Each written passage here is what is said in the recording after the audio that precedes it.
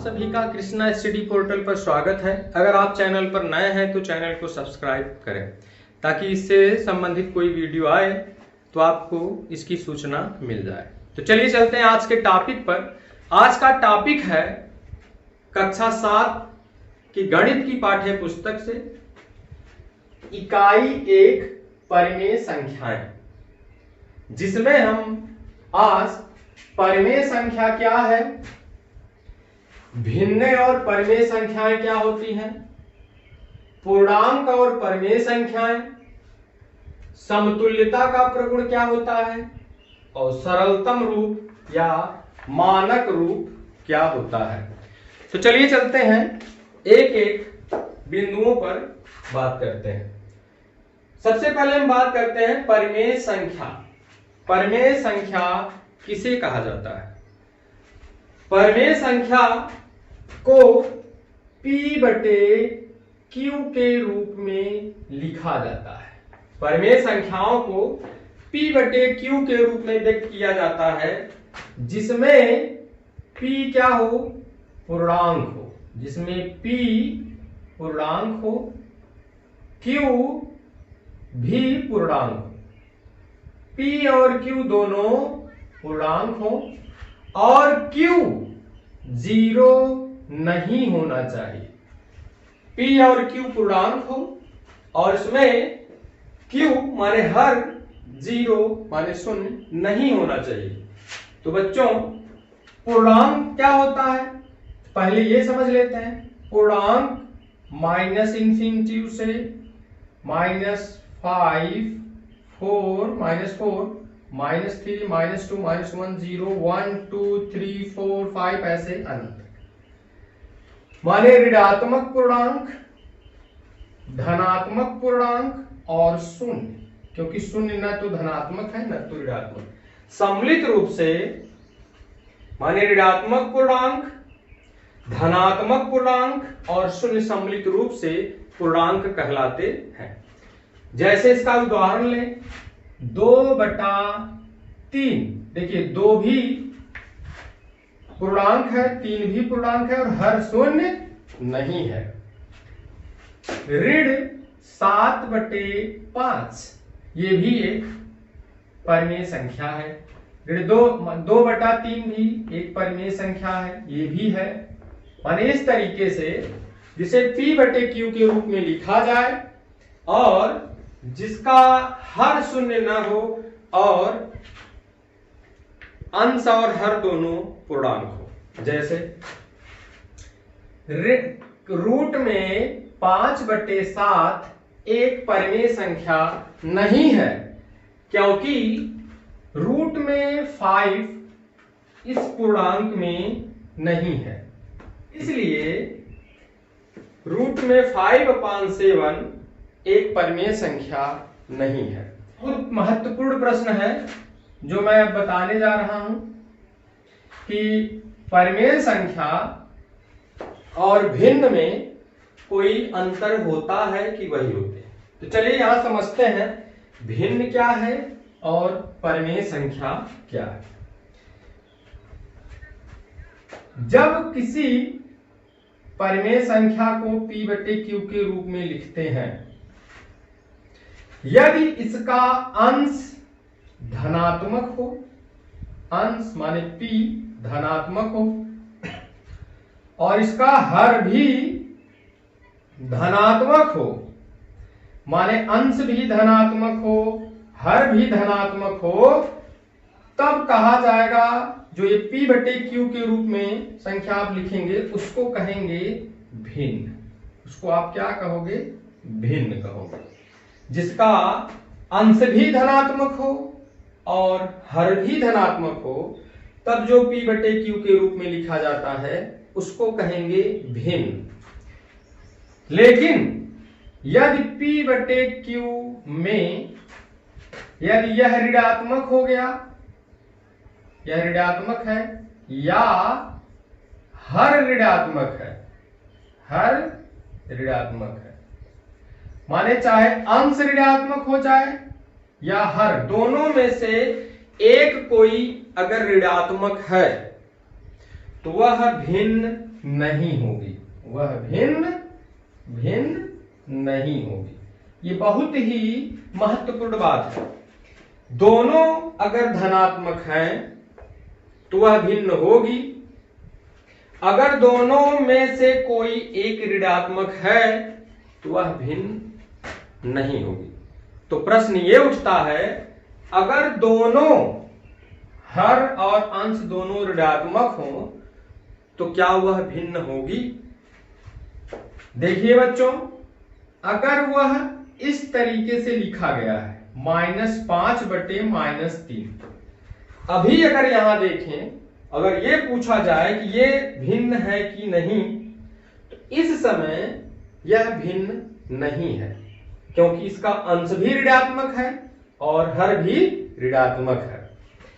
लेकिन यदि इसमें -1 का गुणा कर लें, -1 फिर 3 गुणे -1, अब ये ऋण गुणे ऋण धन हो जाएगा और ये भी ऋण गुणे ऋण धन हो जाएगा। अब यह एक भिन्न है। मतलब यह है कि जो भिन्न रहेगा उसमें न उसका हर न उसका अंश, दोनों में से कोई ऋणात्मक नहीं रहेगा। लेकिन जब परिमेय संख्या होगी तो उसमें इसका अंश और हर ऋणात्मक हो भी सकता है, नहीं भी हो सकता है। तो इससे एक निष्कर्ष निकलता है कि सभी भिन्न, जितने भिन्नें होती हैं सभी भिन्न परिमेय संख्या है, सभी भिन्न परिमेय संख्या होती है, परंतु सभी परिमेय संख्याएं भिन्न नहीं होती। सभी परिमेय संख्याएं भिन्न नहीं होती। तो चलिए बच्चों, अबे आगे देखते हैं। जैसे इसमें कहा गया सभी भिन्न, माने कोई भी भिन्न लीजिए तो वो परिमेय संख्या होगी, लेकिन कोई परिमेय संख्या ले लीजिए वो भिन्न हो भी सकती है और नहीं भी हो सकती है। जैसे ऋण 3/5, ये एक परिमेय संख्या है लेकिन भिन्न नहीं है। लेकिन अगर यही 3/5 लिखा जाए, ये भिन्न भी है और परिमेय संख्या भी है। तो मतलब भिन्न ऋणात्मक नहीं होता है, परिमेय संख्याएं ऋणात्मक हो भी सकती हैं और नहीं भी हो सकती हैं। तो चलिए चलते हैं। ऐसा में कहा गया कि इसका हर 0 नहीं हो सकता, लेकिन अंश 0 हो सकता है। अंश के लिए कोई प्रतिबंध नहीं है, इसका अंश 0 हो सकता है, हर 0 नहीं हो सकता है। इसमें हर 0 नहीं है, अंश इसका 0 है। तो चलिए चलते हैं आगे। पूर्णांक और परिमेय संख्या समझने के बाद, तो मतलब इसमें फाइनल आप ये कह सकते हैं कि सभी पूर्णांक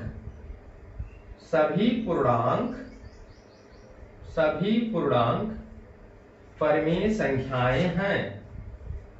सभी पूर्णांक परिमेय संख्याएं होती है। सभी पूर्णांक परिमेय संख्या होती है, माने जितने भी पूर्णांक है सब परिमेय संख्या, क्योंकि 2 को 2/1, 0 को 0/1, ऋण 100 को ऋण 100/1 ऐसे लिखा जा सकता है। तो जितने इसमें पूर्णांक हैं सब परिमेय संख्याएं हैं। चलिए बात करते हैं तुल्यता के प्रगुण की। जैसे कोई एक संख्या आपको दे दिया गया 1/2 और आपसे कहा गया इसका समतुल्य भिन्न बताइए, या इसके 2 समतुल्य भिन्न बताइए, या इसके 10 समतुल्य परिमेय संख्याएं आप भिन्न बताइए। मान लीजिए कहा गया आपसे इसका 2 समतुल्य परिमेय संख्या बताइए, तो आपको करना कुछ नहीं है। कोई जैसे इसमें जैसे 1/2 है, किसी संख्या का अंश और हर में एक ही शून्य के अलावा शून्येतर पूर्णांक से आप गुणा कर दीजिए, तो निश्चित रूप से इसके समतुल्य आपको परिमेय संख्या मिल जाएगी। जैसे 1/2 का समतुल्य, चलिए हम ऊपर नीचे 2 का गुणा कर लेते हैं तो हो जाएगा 2 1 के 2, 2 दूना 4। फिर इसमें हम 3 का गुणा कर लेते हैं ऐसे आए हुए में, 2 तिहाई 6, 4 के ऊपर नीचे 2 का गुणा कर लेते हैं तो हो जाएगा 2 1 के 2, 2 दूना 4। फिर इसमें हम 3 का गुणा कर लेते हैं ऐसे आए हुए में, 2 तिहाई 6, 4 तिहाई 12, ऐसे आगे बढ़ा दीजिए। नहीं तो इसी से अगर बढ़ाना चाहे 1/2, 2 गुणा किए थे, अब की बार 3 का कर लीजिए तो जाएगा 3 1 के 3, 3 दूना 6। फिर 1/2 में 4 का गुणा कर लीजिए, 4 1 के 4, 4 दूना 8। फिर इसमें 5 का गुणा कर लीजिए, 5 1 के 5, 5 दूना 10। इसमें आप देख रहे हैं 6/12, 2/4, 3/6, 4/8, 5/10, सब जितनी भी भिन्ने हैं सब 1/2 के समतुल्य ही है।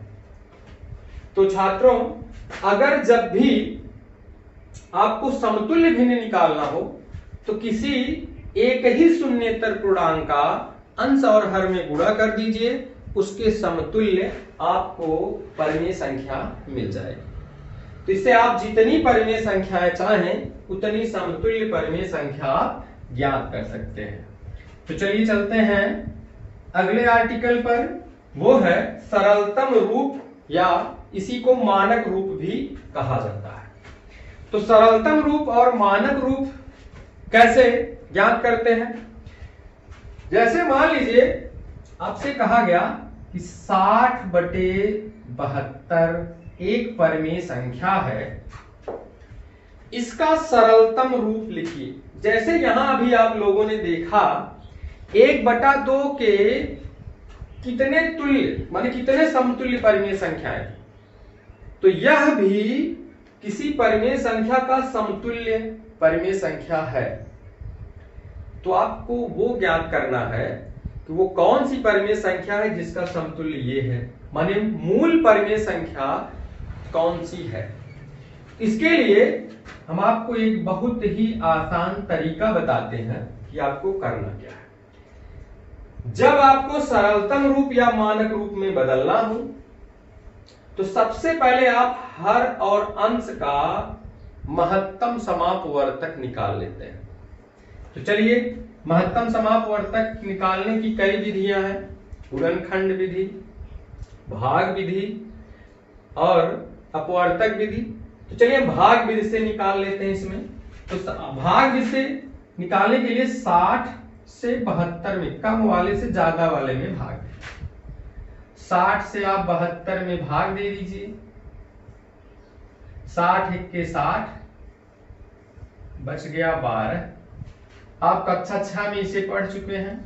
60 12 बचे 60, कैंसिल हुआ तो इसका आ गया मस है 12। जब महत्तम समापवर्तक निकल गया तो उतने से ही आप इसके अंश में भी और हर में भी भाग दे दीजिए। जब इसके अंश और हर में भाग दे देंगे तो आपको मिलेगा क्या, 60 में 12 से भाग देंगे तो 12 25 60, और 72 में अगर 12 का भाग दे देंगे क्या आएगा, 12 छंग 72।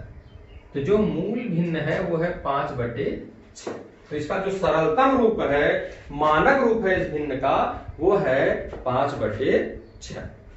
तो इस तरीके से आप लोगों ने देखा कि परिमेय संख्या क्या है, भिन्न और परिमेय संख्याओं में क्या अंतर होता है, पूर्णांक परिमेय संख्याएं क्या है, इसमें सभी पूर्णांक परिमेय संख्या होती है, लेकिन सभी परिमेय संख्याएं पूर्णांक नहीं होती है, ये भी आप जानते रहिए।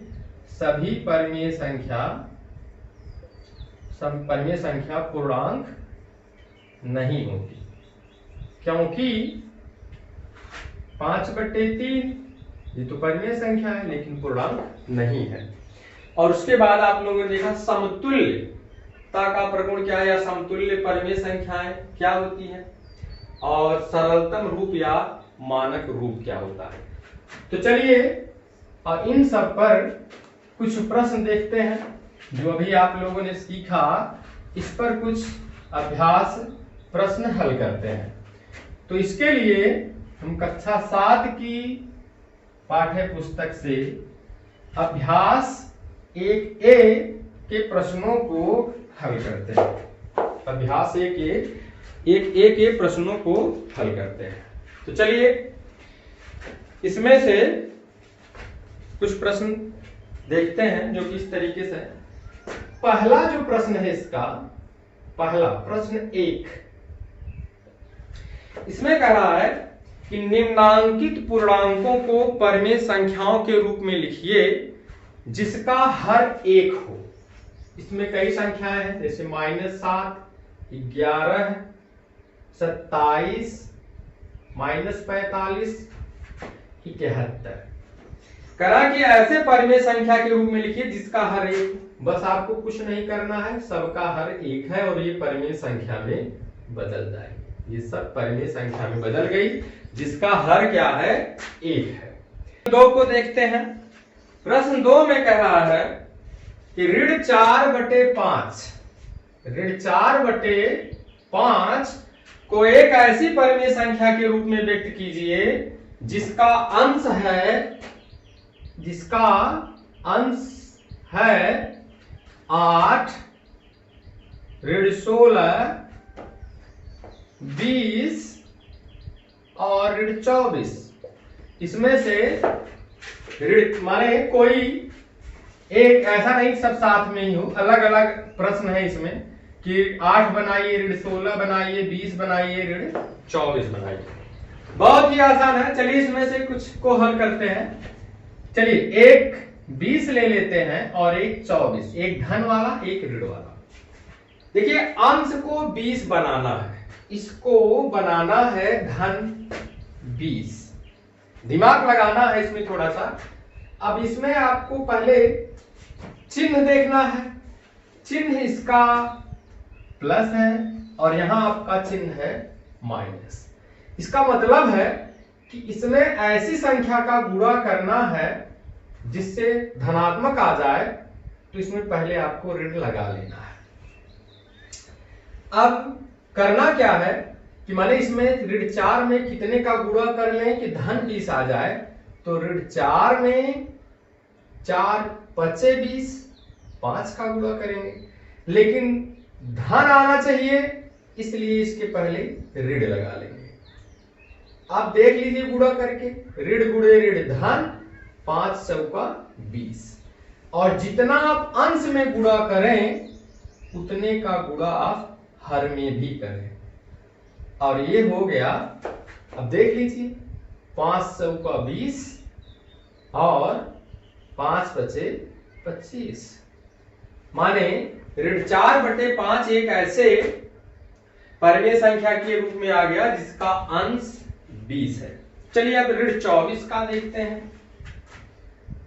ऋण 4/5 को लाना क्या है, ऋण 24। पहले 4 का आप पहाड़ा पढ़िए जिसमें 24 मिल जाए। 4 छन 24, इसका मतलब है कि 4 में ऋण 4 में 6 का गुणा करना है और 5 में भी 6 का। यहां अब ये देखना है कि ऋण 24 है तो 6 में ऋण 4 का गुणा होगा तो ऋण 24 ही आएगा। अगर धन 24 कहता तो यहां ऋण का गुणा कर लेते, ऋण गुणे ऋण धन आ जाता। तो 6 चौक 24, ऋण 24 और उतने का गुणा इसमें करेंगे, 6 पचे 30। तो इस तरीके से आप लोगों ने देखा कि ऐसी परिमेय संख्याओं में बदल गई जिनका अंश 20 और ऋण 24 है। तो अगला प्रश्न देखते हैं। अब अगला प्रश्न, इसका प्रश्न 3 कि 5 ठीक उसी तरीके का प्रश्न है। प्रश्न 3 भी उसी तरीके का प्रश्न है। इसमें कह रहा है कि ऋण 5 बटे ऋण 7 को ऐसी परिमेय संख्या के रूप में व्यक्त करना है जिसका हर क्या क्या हो, 7 हो, ऋण 14, 21 और 35। ये भी ठीक उसी तरीके का प्रश्न है। जो काम आप इसमें अंश में कर रहे थे वही काम इसमें आपको हर के लिए करना है। ऋण 5/7 है, इसको ऐसे भिन्न के रूप में बताना। चलिए इसमें से एक 21 ले लेते हैं और एक ऋण 14, एक धनात्मक एक ऋणात्मक। अगर आपको हर ऋण 14 करना है, देखिए ऋण पहले से है तो इसका मतलब चिन्ह में आपको कोई फेरबदल नहीं करना है। 7 का पहाड़ा पढ़िए 14 आ जाए, 7 दूना 14, इसका मतलब है 2 में 2 का गुणा हर में भी, 2 का गुणा अंश में भी, तो जाएगा 5 दूना ऋण 10, तो 7 दूना ऋण 14, इसका हर आ गया ऋण 14। फिर देखिए हर अगर 21 करना है, ऋण 5/7 ये है, हर 21 करना, दिमाग लगा। देखिए यहां ऋणात्मक है और आपको लाना है धनात्मक, या पहले आप सीधे 21 प्राप्त करने के लिए क्या करेंगे, 3 का गुणा करोगे, 3 का गुणा। लेकिन देखिए 7 का गुणा 3 में जब करेंगे तो 21 आएगा लेकिन ऋण आ जाएगा और आपको लाना है वहां धन, तो यहां एक ऋण का और गुणा कर लीजिए, तब हो गया ऋण 7 गुणे ऋण 3 और ऋण 3 का ऊपर, तो 7 तियां 21, 5 तियां 15, इसका हर क्या हो गया 21, इसका हर हो गया 14। इस तरीके से 7 और 35 के लिए भी हल कर लेंगे। तो चलिए चलते हैं इसके अगले प्रश्न पर, प्रश्न संख्या 4 पर, जिसमें वो कर रहा है कि परिमेय संख्या का हर धनात्मक बनाना है। ये बहुत ही आसान है। अगर परिमेय संख्या का हर धनात्मक बनाना है प्रश्न 4 में, तो देखिए इसमें से कुछ एग्जाम्पल लेते हैं आपके लिए। -9/-11, एक ये लेते हैं और एक लेते हैं 7/-13। इसमें हर धनात्मक बनाना है, हर धनात्मक बनाना है, तो इसके लिए आपको क्या करना है, हर ऋण है, इसके लिए सबसे आसान तरीका है -1 का गुणा कर लीजिए, ऋण गुणे ऋण ये हो जाएगा धन, ऋण गुणे ऋण धन हो गया 9/11। वैसे इसमें भी हर धनात्मक करना है तो हर और अंश में ऋण 1 का गुणा कर लेंगे, तो हो जाएगा ऋण गुणे ऋण धन, 7 गुणे ऋण 1 ऋण 7। इसका भी हर धनात्मक है, इसका भी हर धनात्मक है। इस तरीके से आप अन्य प्रश्नों को हल कर लेंगे। चलिए चलते हैं प्रश्न संख्या 5 पर। प्रश्न संख्या 5, इसमें कह रहा अंश को धन पूर्णांक बनाना है। ठीक उसी तरीके का प्रश्न, उसमें हर को धन बनाना था और इसमें अंश को धनात्मक बनाना है। चलिए इसमें से कुछ एग्जाम्पल फिर लेते हैं। ऋण 7/13, ऋण 11/19। आपको अंश से अब मतलब है, फिर वही तरीका है। देखिए इसका अंश ऋणात्मक है तो ऋण 1 का गुणा कर लेंगे, तो जो ऊपर आप करेंगे वही चीज हर में भी करना है, ऋण 1 ऋण 1, हो जाएगा ऋण गुणे ऋण धन बटे ऋण 13 और ऋण गुणे ऋण धन 11, ऋण गुणे ऋण धन 19। तो यहां देखिए इसका अंश दोनों का धनात्मक है। इस तरीके से ऋण 1 का गुणा करके धन आप बना सकते हैं। और एक बात यहाँ याद रखेंगे, कहीं भी अगर लिखा गया है x बटे ऋण y या ऋण x बटे y, तो फाइनल ये होता है -x बटे y, और कहीं -x बटे -y है तो आप इसको लिख सकते हैं x बटे y, क्योंकि ये कैंसिल हो जाएगा। हमेशा ऐसे -1 को दिखाना जरूरी नहीं है। तो चलिए अगले प्रश्न पर चलते हैं, प्रश्न संख्या 6 पर। इससे संबंधित अगर जो प्रश्न इसमें छूट रहे हैं, अगर आपको लगाने में कोई समस्या है तो इसके आप कमेंट बॉक्स में उस प्रश्न का नंबर देंगे, उसका सॉल्यूशन आपको फिर मिल जाएगा। तो चलिए प्रश्न 6 देखते हैं। प्रश्न संख्या 6, कहा कि निम्नांकित परिमेय संख्याओं में से कौन सी धनात्मक है। बहुत अच्छा प्रश्न है। पहला है ऋण 9/13, दूसरा है 11/19, दूसरा है ऋण 7/23 और फिर है 8/13। इसमें से आपको बताना है कि कौन सी परिमेय संख्या धनात्मक है। इसमें आपको बताना है धनात्मक कौन सी है। अब आप देख रहे हैं ऋण तो सब में है, प्रथम दृष्टिया सभी ऋणात्मक, लेकिन सभी ऋणात्मक नहीं है। जैसा कि अभी मैं आपको एक फार्मूला बताया हूं कि ऋण x बटे ऋण y इक्वल टू x बटे y। यहां देख लीजिए दोनों ऋण है, ये हो जाएगा 9/13। एक ऋण है, इसको आप लिखेंगे ऋण 11/19, ऊपर कर सकते हैं।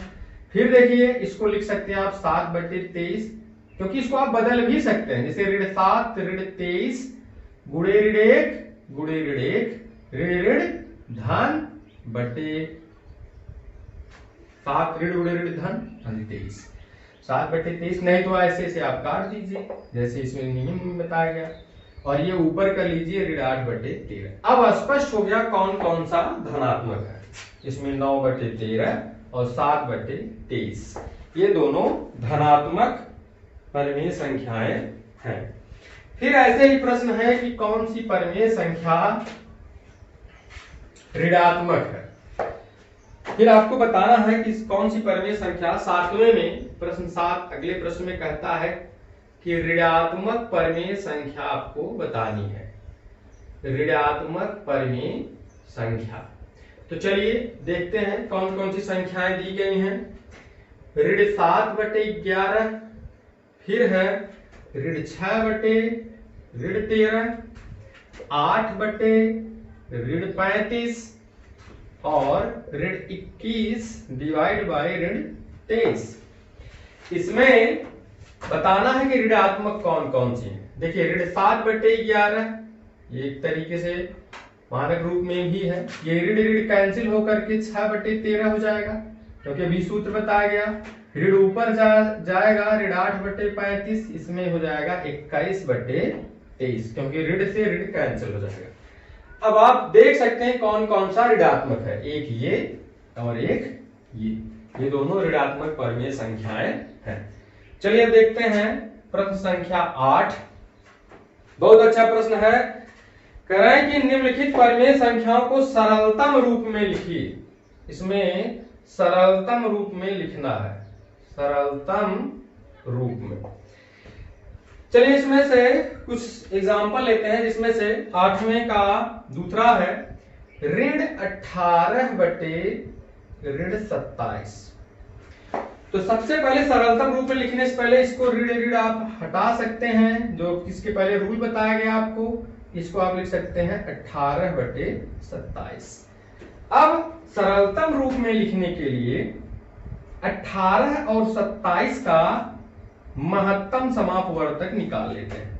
तो महत्तम समापवर्तक भाग विधि से निकालने के लिए 18 से 27 में भाग दे दीजिए। 18 से 27 में भाग देंगे आप, तो क्या मिलेगा? 18 इक्के 18, 18 और 9, 18 9 27, और फिर 9 से जब 18 में भाग देंगे आप तो जाएगा 9 दूना 18। तो इसका मस आ गया 9, इसका मस आ गया 9। तो मस इज इक्वल टू 9। तो क्या करना है? 18 और यहां लिखेंगे आप 18 और 27 का महत्तम समापवर्तक माने मस 9 है। 9 से आप दोनों पक्षों में जो अंश और हर में अंश और हर में भाग दे देंगे 9 से। तो क्या आएगा? 9 दूना 18, 9 तिया 27, ये हो गया 2/3। ये सरलतम रूप हो गया। तो चलिए अगला प्रश्न इसमें से देखते हैं, सरलतम रूप में बदलने वाला। अगला प्रश्न है इसमें जिसमें सरलतम रूप में बदलना है, वो है ऋण 36/64। ऋण 36/64। देखिए इसमें सरलतम रूप में बदलने के लिए अभी ऋण से आप मतलब न रखिए, 36 और 64 का मासा निकाल लीजिए। 36 और 64 का मासा निकालिए। तो 36 दूना 72, पहली 1 के बार जाएगा, 36 1 के 36। 14 में से 6 गए 8, 5 में से 3 गए 2, 25 36, 28 36 हो जाएगा। तो 28 से 36 में भाग देंगे आप। 28 1 के 28, तो 28 8 36 हो जाएगा 28। 8 तिरिक 24, 24 4 28, और फिर यहाँ 8 हो जाएगा, 4 दूना 8। तो इसका मास है, माने 36 और 64 का मास है, 36 और 64 का मास है बराबर है 4। तो 4 से दोनों में भाग दे दीजिए, अंश और हर में। अंश और हर में 4 से आप भाग दे दीजिए ऐसे। तो क्या आएगा, 4 9 36, और 64 में जब 4 से भाग देंगे तो आएगा 16, -9/16। इसका आंसर ये हो जाएगा। तो इस तरीके से आप माने कोई भी दिया गया है, कोई परिमेय संख्या दी गई है, तो उसको आप सरलतम रूप में बदल सकते हो। तो उसमें पहले अंश और हर का मासा लेना है, जो आए उतने से दोनों में भाग देना है। तो चलिए अगले क्वेश्चन पर चलते हैं, क्वेश्चन नंबर 9। ये बहुत अच्छा प्रश्न है, प्रश्न नंबर 9। इसमें कह रहा है कि अपनी अभ्यास पुस्तिका में लिखे रिक्त स्थानों की पूर्ति करनी है। तो चलिए इसमें से 2 प्रश्न आपको बताते हैं।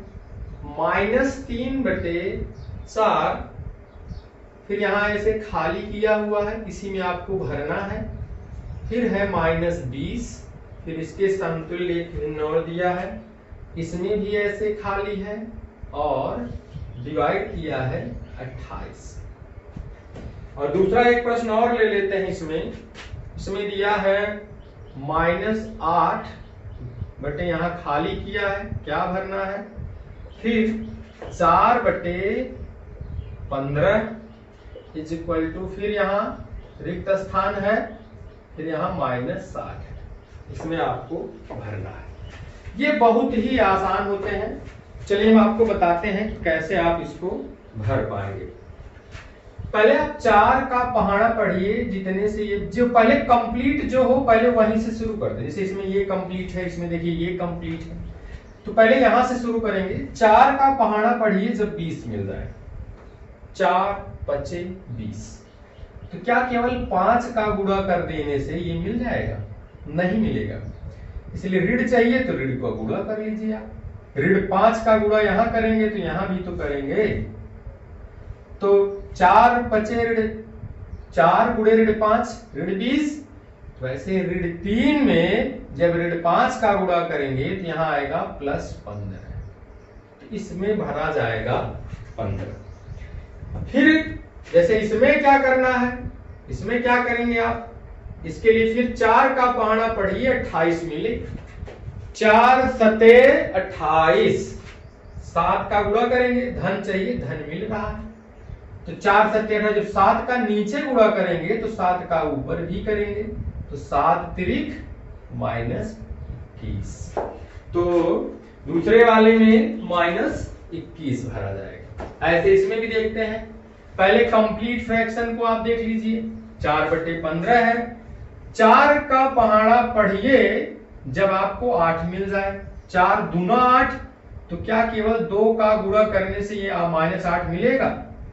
केवल धन 8 मिलेगा। ऋण चाहिए, ऋण 2 का गुणा करिए, तो इसी ऋण 2 का गुणा हर में भी कर लीजिए। तो 4 गुणे ऋण 2 ऋण 8, तो 15 गुणे ऋण 2 तो ऋण 30। तो पहले वाले में क्या भरा जाएगा? ऋण 30। और दूसरे में आप क्या भरेंगे? अब फिर वही 15 का पहाड़ा पढ़िए, 60 मिल जाए। 15 चौका 60, लेकिन केवल 4 का पहाड़ा पढ़ने से 60 नहीं मिलेगा, इसलिए यहां ऋण लगाएंगे आप। तो ऋण 4 का गुणा यहां करेंगे तो ऋण 4 का ऊपर भी करेंगे, तो 4 चौका ऋण 16। तो ऊपर वाले में क्या आ जाएगा? ऋण 16 बटे ऋण 60। तो इस तरीके से आप लोगों ने देखा कि कैसे खाली स्थान को भरते हैं। और इस प्रश्नावली का अंतिम ये आपका 9वां प्रश्न था। चलिए देखते हैं आपका 10वां प्रश्न। 10वां प्रश्न क्या है? प्रत्येक के समतुल्य 3 और परिमेय संख्या बताइए। इसमें आपको समतुल्य परिमेय संख्या बतानी है। ये बहुत ही आसान है। जैसे इसमें देखिए 2/5 है, इसका समतुल्य आपको बताना है। जितना चाहे आप उतना निकाल सकते हैं। दोनों में 2 का गुणा कर दीजिए, 2 दूना 4, 5 दूना 10। फिर 2/5 में 3 का गुणा कर दीजिए, 3 दूना 6, 5 तिहाई 15। फिर ऐसे आप गुणा करते जाइए। 2/5 में 4 का गुणा कर दीजिए, 4 दूना 8, 5 चौका 20। माने इस तरीके से आप गुणा करते जाइए, 3 नहीं 30 आप निकाल लेंगे। इस तरीके से आप अन्य प्रश्नों को हल कर सकते हैं। तो इससे संबंधित अगर कोई कठिनाई आपको है तो आप कमेंट बॉक्स में जरूर लिखिएगा। चलिए मिलते हैं फिर किसी नए टॉपिक के साथ। Thank you.